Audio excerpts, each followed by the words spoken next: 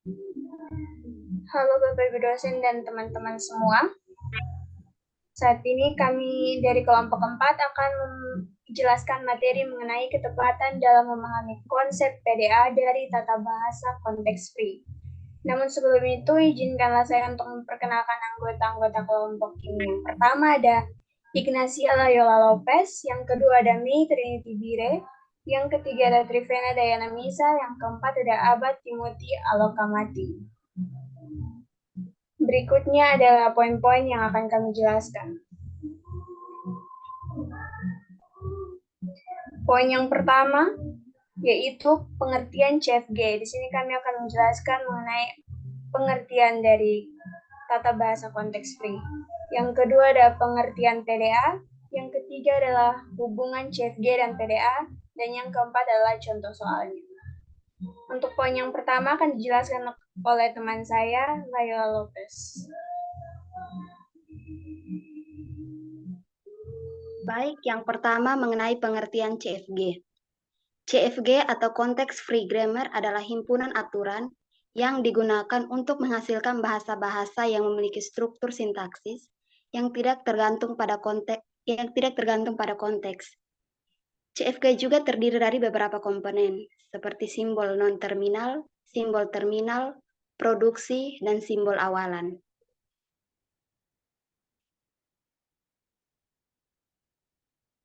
Selanjutnya mengenai pengertian PDA. Pushdown Automata atau PDA adalah mesin automata yang mampu mengelola tata bahasa bebas konteks.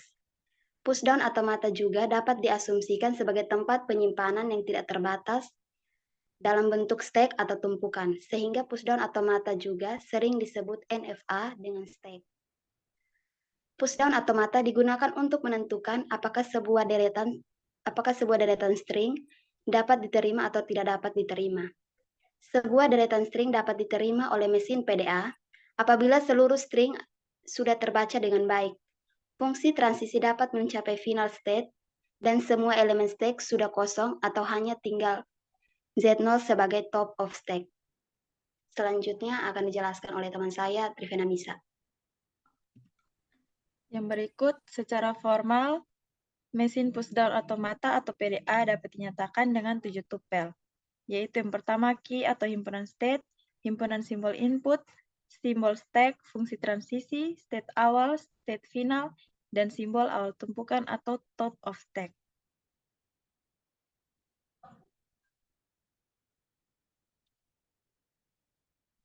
Yang berikut, terdapat dua istilah yang harus diingat dalam mengakses elemen data pada stack, yaitu yang pertama pop atau perintah untuk mengambil elemen dari stack, yang kedua push atau perintah untuk memasukkan elemen ke dalam stack. Di bawah ini adalah contoh tambahkan sebuah elemen D pada stack berikut. Seperti pada gambar di samping ada tabel berisikan A, B, C. Untuk menambahkan sebuah elemen pada stack di atas, kita dapat menggunakan perintah push. Maka data yang ada pada stack sekarang menjadi D, A, B, C. Begitu pula sebaliknya untuk perintah pop kita gunakan untuk mengambil elemen tertentu pada stack. Yang berikut, ketepatan dalam memahami konsep PDA dari tata bahasa konteks free dapat dilihat dari kemampuan untuk menjelaskan hubungan antara PDA dan CFG. Secara umum, setiap CFG dapat dikonversi menjadi PDA, yang berarti bahwa setiap bahasa yang dihasilkan oleh CFG dapat diterima oleh PDA. Untuk melakukan konversi CFG menjadi PDA, setiap simbol non-terminal pada CFG dapat dikonversi menjadi satu keadaan pada PDA. Kemudian, setiap produksi pada CFG dapat dikonversi menjadi satu transisi pada PDA. Selain itu, PDA juga menggunakan tumpukan atau stack sebagai tambahan memori untuk mengakses produksi yang belum digunakan pada CFG. Dalam kesimpulannya, ketepatan dalam memahami konsep PDA dari tata bahasa konteks free dapat dilihat dari kemampuan untuk menjelaskan hubungan antara PDA dan CFG secara jelas dan tepat. Hal ini membutuhkan pemahaman yang mendalam tentang teori bahasa formal dan mesin otomatis. Yang berikut akan dijelaskan oleh teman saya, Abad.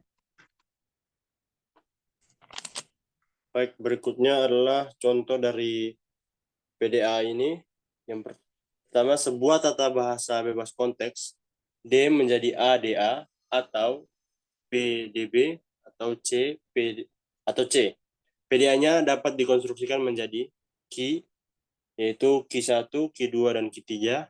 S adalah Q1, file state-nya adalah Q3 atau F, dan data yang digunakan itu A, B, C. Kemudian ada tumpukan yang nanti digunakan itu D, A, B, C, Z. Kemudian untuk fungsi transisinya seperti ini.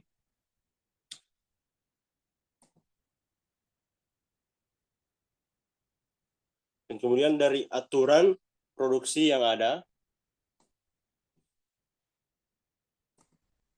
tata bahasa konteks tersebut bisa menurunkan untai ACA dari DADA menjadi ACA.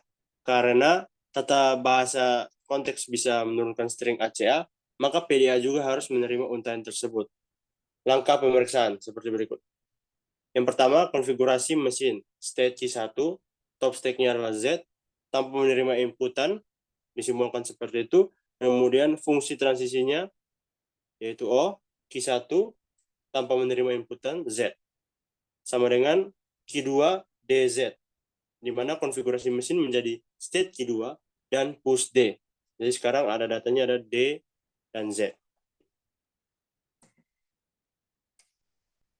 Kemudian, tanpa menerima inputan, fungsi transisinya, yaitu O, Q2, tanpa menerima inputan, dan D, sama dengan Q2, ADA, yang dimana konfigurasi mesin menjadi state Q2, pop top stack, push ADA. Nah, jadi yang tadi akan dilakukan pop, kemudian dilakukan push ADA. Kemudian yang ketiga, menerima inputan A. Fungsi transisinya O, Q2, A, dan A sama dengan Q2 tanpa menerima inputan. Maka konfigurasi mesin menjadi state Q2 pop pada top stack. Jadi sekarang A-nya sudah dihilangkan, data saat ini adalah DAZ. Yang berikutnya 4. Tanpa menerima inputan, yaitu fungsi transisinya menjadi O, Q2, tanpa menerima inputan, D sama dengan Q2, dan C, maka konfigurasinya menjadi mesin state Q2, pop top stack, dan push C. Jadi sekarang D-nya di pop dan di push data C. Sekarang yang kelima, menerima inputan C. Fungsi transisinya O, Q2, C, dan C. Sama dengan Q2 tanpa menerima inputan. Artinya konfigurasi mesin menjadi state Q2 dan dilakukan pop top stack. Nah, sekarang datanya menjadi AZ. Yang keenam, menerima inputan A. Fungsi transisinya O, Q2, A, A. Sama dengan Q2 tanpa menerima inputan, maka konfigurasi mesin menjadi state Q2 pop pada top stack. Yang ketujuh, tanpa menerima inputan, fungsi transisinya menjadi O, Q2 tanpa menerima inputan, dan Z sama dengan Q3Z, maka konfigurasi mesin menjadi state Q3, yaitu Z saja.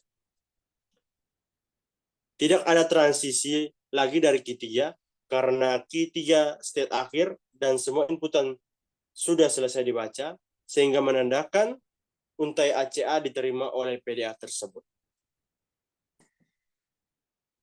Saya kembalikan kepada Mei. Baik, sekian penjelasan materi dari kelompok kami. Terima kasih.